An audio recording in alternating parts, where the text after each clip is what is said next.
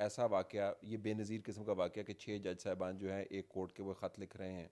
اپنی مائی باپ کورٹ کو، سپریم جوڈیشل کونسل کو، اور استدعا کر رہے ہیں جی کہ آپ ہمیں ہدایت دیں کہ جب اس قسم کے واقعات ہو رہے ہوں تو ہم کیا کریں. ساتھ وہ پھر واقعات کو نوٹ بھی کروا رہے ہیں، اور وہ واقعات جو ہیں بڑے سنجیدہ قسم کے ہیں. کسی کے بردر ان لا کو اٹھا لیا، اس کو ٹارچر کیا،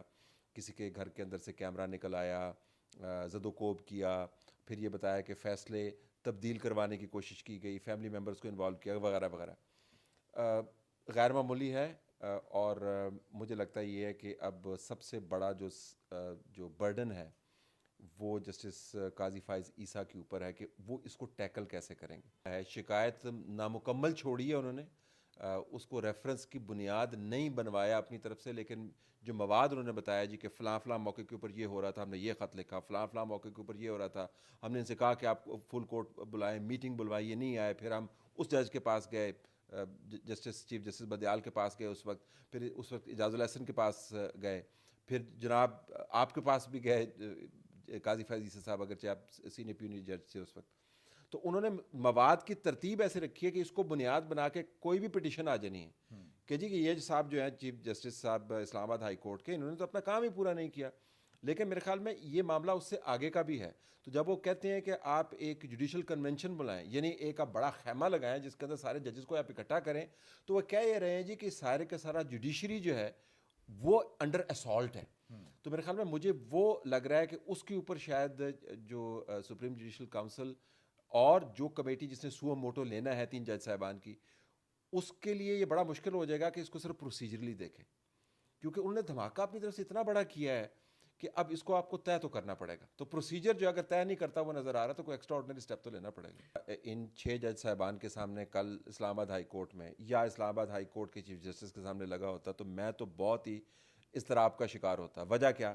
کہ جب وہ جج صاحبان خود کہہ رہے ہیں کہ ہماری اوپر اتنا دباؤ ہے، جب وہ خود کہہ رہے ہیں کہ ہمارے اندر سے کیمرے نکل رہے ہیں، جب وہ خود کہہ رہے ہیں کہ ہمارے بندوں کو اٹھا کے لے جاتے ہیں، تو مجھے تو ان پر اعتماد نہیں رہے گا. دوسرا، جو چیف جسٹس صاحب کے سامنے کیس لگا ہوتا تو میں دیکھتا کہ جب 6 جج کہہ رہے ہیں کہ چیف جسٹس جو ہے وہ اس قسم کے کام کر رہا ہے تو میرا ان پر بھی اعتماد نہیں رہتا. تو یہ جو اسلام آباد ہائی کورٹ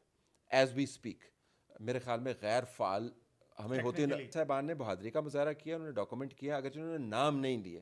آئی وش کہ دے ہیڈ سیٹ کہ آن سچ اینڈ سچ ڈیٹ فلاں فلاں بندہ ہے، جو شوکت عزیز صدیقی صاحب کے کیس کے اندر ہوا کہ فلاں جگہ پہ میٹنگ ہوئی، فلاں بندہ میرے پاس آیا. انہوں نے وہ کام نہیں کیا. انہوں نے بہت سارا برڈن جو ہے اپنی طرف سے جسٹس قاضی فائز عیسیٰ کی طرف بھیجا ہے کہ جناب چونکہ آپ امتحانی پرچہ بہت اچھا بناتے ہیں، آپ اس کے اندر 200 سوال ڈال دیتے ہیں کہ یہ کیوں ہوا، کب کس نے کیا، تو آپ انکوائری کریں. لیکن انہوں نے بہادری کا مظاہرہ کیا ہے. میرے خیال میں اب ان کو ایویڈنس کے ساتھ پروف بھی کرنا ہوگا کہ جو آپ بات کہہ رہے ہیں. دیکھیں اب کیمرہ لگا ہے،